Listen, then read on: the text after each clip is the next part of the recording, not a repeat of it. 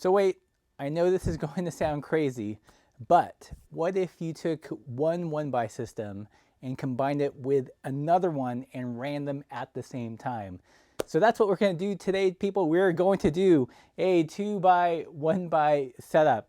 Haven't seen one of those in a while. We're going to see if it works with the S-Ride derailleur. So if you missed our last video on the S-Ride derailleur, what's unique about it is that you can use it with a road bike shifter, specifically Shimano 11-speed, so GRX 105 Ultegra, and it works natively out of the box with a Mullet drivetrain. So we're talking 11x48, even 11x50, which is just amazing. Up until now, to achieve that, you would have to go very super expensive SRAM axis or modify your rear derailleur somehow with goat links and tin pans and a whole menagerie of strange small parts. But with S-Ride, it works natively out of the box with 1x, but will it work in a 2x system? So I will say this video is specifically for one of our Patreon supporters, Curtis, who was very curious about whether or not the S-Ride would work with a 2x setup.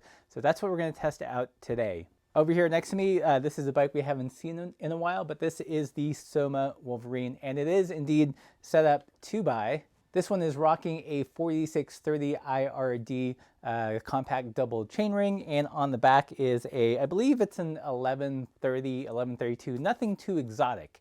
We will get there, however, but first we're going to start out with the basics. So yes, I can already hear the comments. I know the tape is undone. Again, this is just a test. I'm not going for perfection, people. I just want to see if it works. That's the whole point of the Cave of Bad Ideas. In terms of installation installed, again, no problem, just like any other rear derailleur. And like I mentioned in my previous vid, you do have to add one $5 piece in order for it to work perfectly with road shifters, and that is a common barrel adjuster. So the rear derailleur that was previously on this bike was a 105 rear derailleur. I don't know, this might be, doesn't look like a short cage, might be a medium, might even be a long cage. And you can see on this derailleur, it does have a built-in cable adjuster. This is honestly the only thing you have to add to this rear derailleur for it to work. So when I put in the S-Ride, I also didn't change the chain length. We will get to that eventually.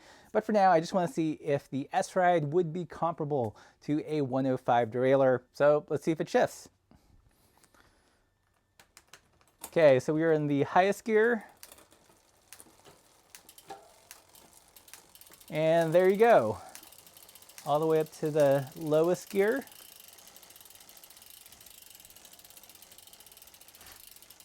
Currently, I am on the inner chainring, so the 30-tooth chainring, and as you can see, there is a ton of room here to fit in a larger cassette, which we will get to, but just for you, Curtis, to show you whether it's comparable to a typical 105, yes.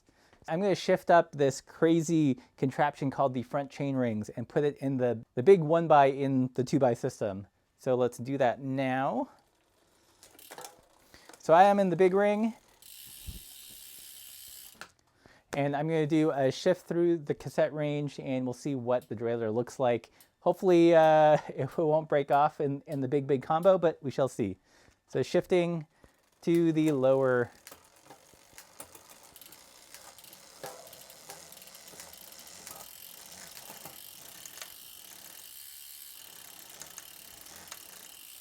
All right, so that is what the derailleur looks like. You can see it is a little bit stretched out. I should have probably added more chain because this is a much longer cage than the previous one. But even with the stock chain length, it is shifting just fine. No issues whatsoever. I am hearing some chain rub in this combination, which is to be expected because the chain line is like that. And you should never be in this combo anyways. So let's shift it into the high gears. And back up, a couple shifts at a time.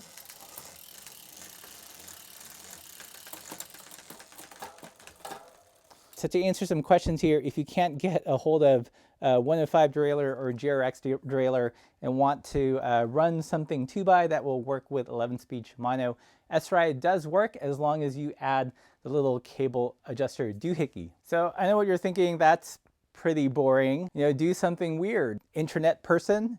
Well, should we try it? Should we do a 2x and see if this derailleur will work with something like an 11 to 50 in the back. I honestly don't know if this will work. I know I will have to harvest a chain from somewhere in my parts pile, but just for the sake of the internet, we'll see if it works. I'm not gonna film this part because it's really boring, so see you after the clap. Okay, so in that quick snap of the fingers, I rummaged through my parts bin, found a piece of chain, which may or may not be 11 speed. I think it's 11 speed. It seems to work okay. And I grafted it onto the existing chain with 2 quick links. Before I start spinning the pedals and we start talking about this, I do want to say that by my doing this is not an endorsement that you should do this. So if you do this, then you do it at your own risk. Also, I can already hear it. Someone's typing, what's the point? If you don't see the humor or the point of this, why are you still watching? Don't leave a comment. You're wasting our time. So all that to say, I present to you people the double mullet. That's right. Not just one mullet drivetrain, but 2 of them at the same time. Who knew? It's the new. So in the front, I've got a 4630, and in the rear is the rear wheel from my Crespin Bora. So it's got that 11 to 50 tooth massive range cassette. And we're gonna see if they work together with the S-Ride rear derailleur. And I know a bunch of you are gonna be asking, is it gonna work with an 1140, 1142, 1146? Look, we don't have that GCM money. I don't have all those cassettes, so I can't try it out, but I can try it out on the 11 to 50 Garbaroo. And from that, we're gonna make some extrapolations. One thing I will say about this derailleur, the weak link are the screw bolts. This is the B screw, and granted, with a setup like this, I did have to screw it in just a little bit.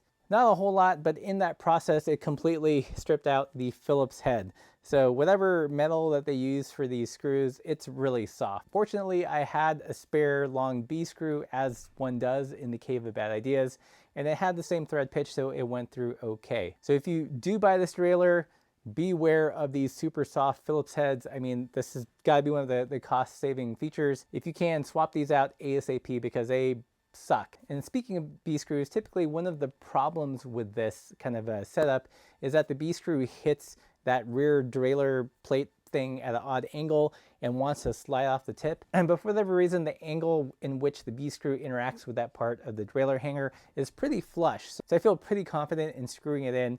And by screwing it in, I'm not even putting it all the way in. There's still a reasonable amount of B screw left. Okay, so let's see how it shifts. I'm gonna shift through the small chain ring, which is 30 tooth, and that's gonna go 30 to 11 to 50 in the rear. We'll see how it does.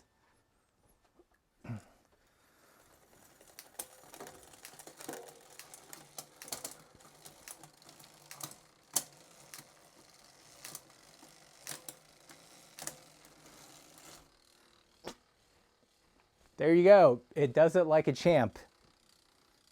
So at this point, it's really functioning no different than, let's say you had a 30 1x in the front and the 11 to 50 in the rear.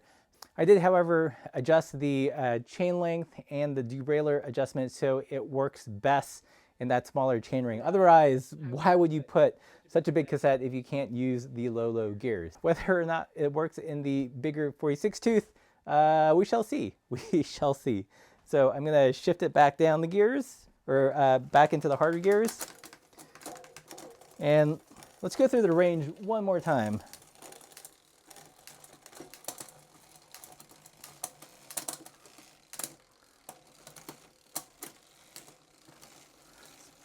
So I feel like it works really well. The derailleur is under tension, but it's not like jacked out all the way like this, like I have on some 1x setups.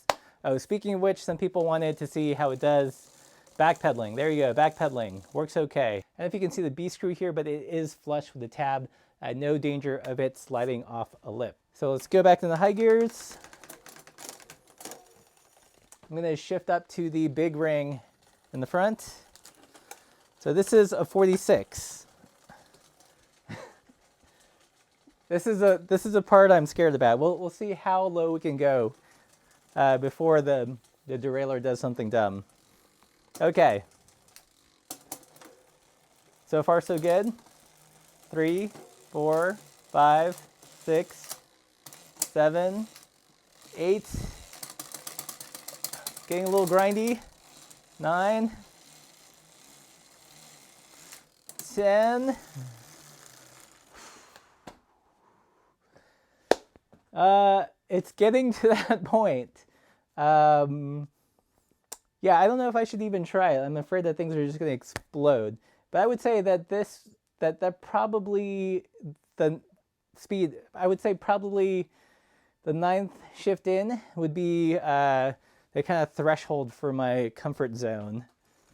So about here, not ideal, under some stress, but it's not, the derailleur's not going horizontal. But let's try it out. Whew. Okay, 10. I'm gonna baby the 11. Oh, oh no. Won't do it. Chain's too short, it won't go up there. And I can't really make the chain any longer. Otherwise it would shift like trash in the small chainring, which I think is the whole point of having a big cassette like that in the rear, is to, you know, truly use it with the smaller chainring. So as it stands, if you're in the big ring, the 46 tooth chainring in the front, you can shift 9 gears reasonably. You know, preferably, you know, maybe that would be, you know, shift number 8 would be your sweet spot, and you don't want to go any lower than this in the big ring.